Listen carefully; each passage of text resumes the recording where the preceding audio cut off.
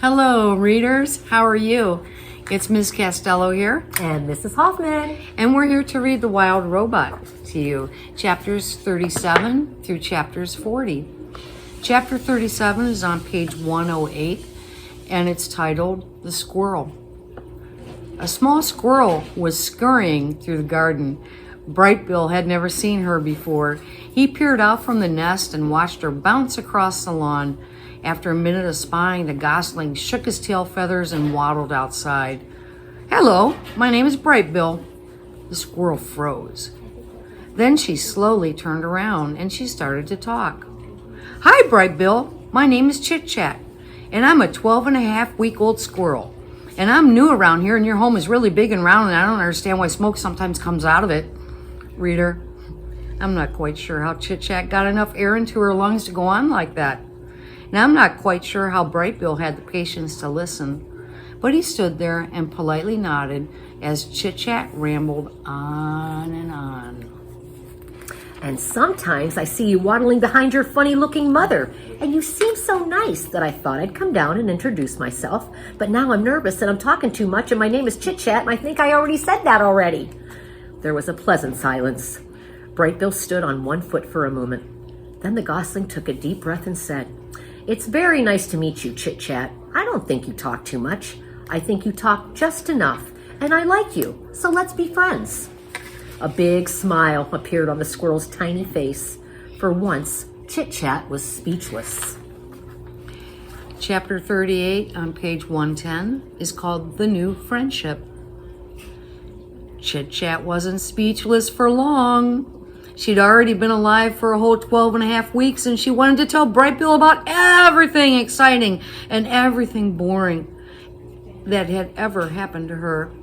And so, as the new friends played and explored and ate together, the squirrel shared her stories. "I was born on the other side of the hill, and then last week I decided I was ready to build my very first dray, which is what you call a squirrel nest. And now I live in that tree over there with the weird bump in its trunk," she said while the two of them kicked pebbles into the pond.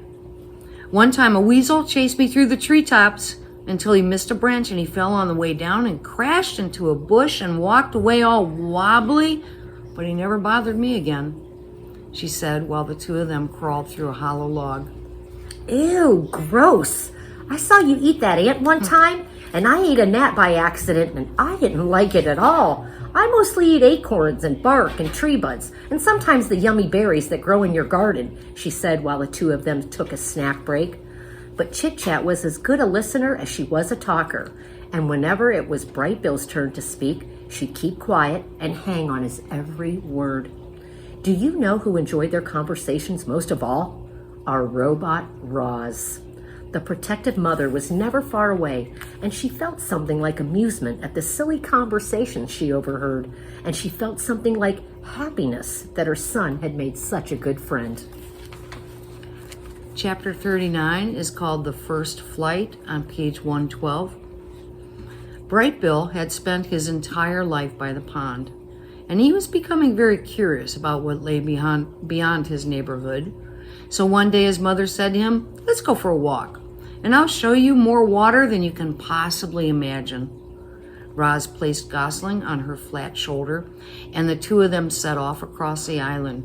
They marched out into the forest, crossed the great meadow, and climbed uphill until they were on the top of the island's western ridge.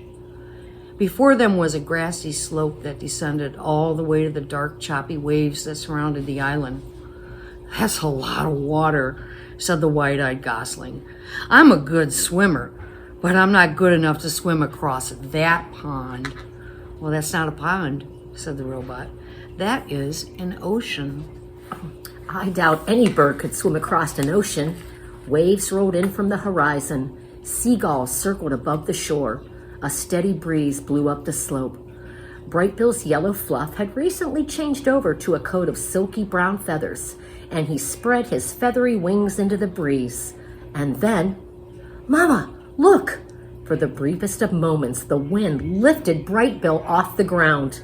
But he quickly tipped backward and thumped into the soft grass. "I was flying," he squeaked. That was not flying, said Roz, looking back at her upside-down son. Well, I was almost flying. I'm going to try again. I have observed many birds in flight, said Roz. Sometimes they flap their wings quickly, and other times they fly without flapping at all.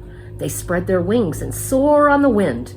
So I was soaring, said Brightbill. Almost. There, look at that soaring seagull. It seems like she is not doing anything, but if you look closer, you will notice that she is making small adjustments with her wings and tail. I think you should try adjusting your wings in the wind like her. Brightbill hopped onto a rock and opened his wings wide. The wind is pushing me backward. Change the angle of your wings, said his mother. Let's see what happens when they slice through the air. Brightbill slowly angled his wings downward. The more he turned them, the less the wind pushed him backward. And just as his wings leveled off, "Mama, look!" he squeaked as his feet left the ground. I'm soaring! I'm soaring!" He hovered there for a second, rising a little higher than before, and then he sailed backward into the soft grass again. The gosling kept hopping onto the rock and kept riding the wind and kept tumbling into the grass until he started to find his wings. With each attempt, he floated a little higher and a little longer, and finally Brightbill really did soar. He lifted high into the air and hung there, floating. He turned his wings down and felt himself drop. He wiggled his tail feathers and felt himself veering back and forth. I'm a natural, he squeaked. You are doing very well, said Roz, but you need to keep practicing. And so they spent the afternoon practicing up on the ridge.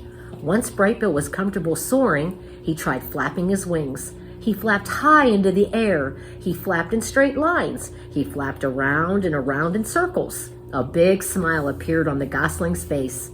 Clearly, Brightbill was designed to fly. I'm flying, Mama. I'm really flying. You are flying, said the robot. Very good. Brightbill was now a real flyer, but all that flying had worn him out. He lowered himself on the ground and tumbled into the grass one last time. His landings still needed some work.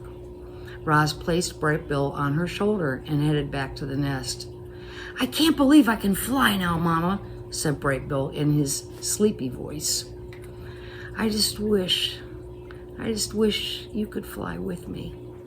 And then the gosling's words were replaced by his quiet, steady breathing. Chapter 40, The Ship. Brightbill was a flying fanatic, and his favorite place to fly was up on the grassy ridge. The robot and the gosling liked to spend afternoons up there working on the finer points of flying. And it was on one such afternoon that they noticed something mysterious far out at sea. Brightbill spiraled down to his mother, flopped into the grass, and pointed to the horizon. Mama, what is that thing? Roz's computer brain found the right word. That is a ship.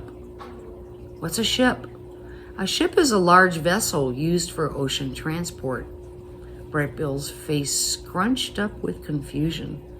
Used by who? I do not know. It was the first ship either of them had ever laid eyes on. From the distance, it looked as though it were moving slowly, but it was actually racing through the waves. From that distance, it looked as though it were small, but it was actually one of the largest ships ever built. The robot and the gosling watched it crawl across the ocean until finally it disappeared to the south. Where had the ship come from? Where was it going? And who was on board? Roz and Brightbill had many questions, but no answers. Thanks for listening. See ya soon.